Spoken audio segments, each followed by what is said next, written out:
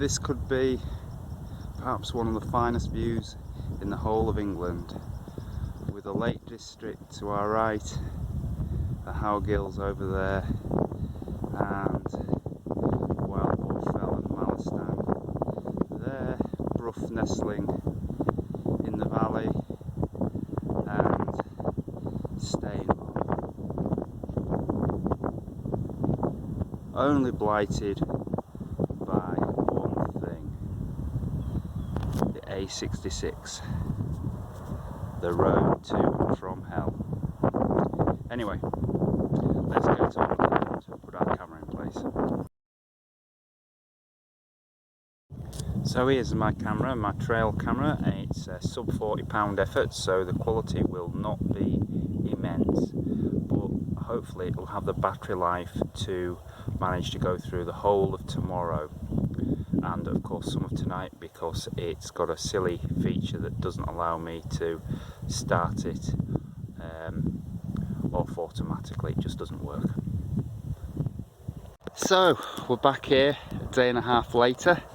It's the morning of the 22nd of June now, and we're walking towards our camera, and I'll just lighten things up a little bit, I think.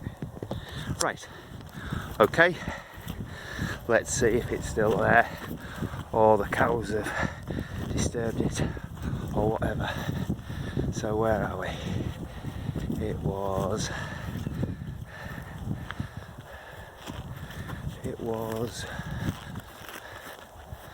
there it is. So let's open it up and see what the score is. First of all, have we got any juice left in the battery? Yes, we have, so it should have been working. So what's that saying? Oh, better stop and have a look. So according to this, I don't know if it'll show up on there. Let's see if we can focus a little bit. We've got over 4,000 photos on there, of which that is one of the very early ones in the evening before it went dark on the 20th. So hopefully we'll have enough photos to stitch everything together and make a nice time lapse of things, and you mainly just see me in there. Okay, let's take it home and see what we've got. So we're going to make our time lapse now, and I'm going to make it in Kdenlive, which is a free video editor. It's relatively advanced, it's not the most advanced, and it's relatively simple to use, and I use it for most of my video making. So first of all, we have a new project opened. It can be relatively anything you want in terms of resolution, etc. And then you simply go to this icon here in the top left hand corner, and you make sure you're in the project bin tab and just add image sequence. And once you've done that, you get this dialog box up, and then you can navigate to where your images are. As I've done it already, it's defaulted to it, but we'll do it again, and those who are sharp-eyed will notice I'm in Linux, so I think it's on the desktop, and it's in a directory called longest day, and then lapse images, and just choose that directory, and there we are. It comes up lapse images in this little box here, and then we set the frame duration. This is how long we want each image to persist.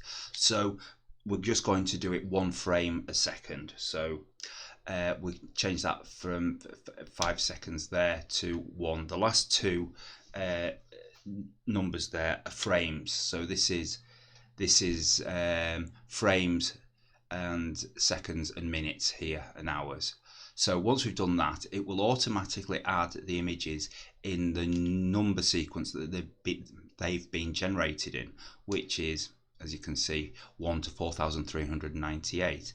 Press OK, and up here we'll see the image sequence appear. Now when we drag the image sequence down to the timeline, it appears here in our clip monitor or our project monitor here, and when we press go, we'll see that it starts progressing through, not particularly fast. And this is the evening before the longest day, the evening of the 20th, and it's getting dark as it's going through. And unfortunately, I left the light on of the infrared light, so that's why it looks a bit weird there. So there we've got it in the timeline.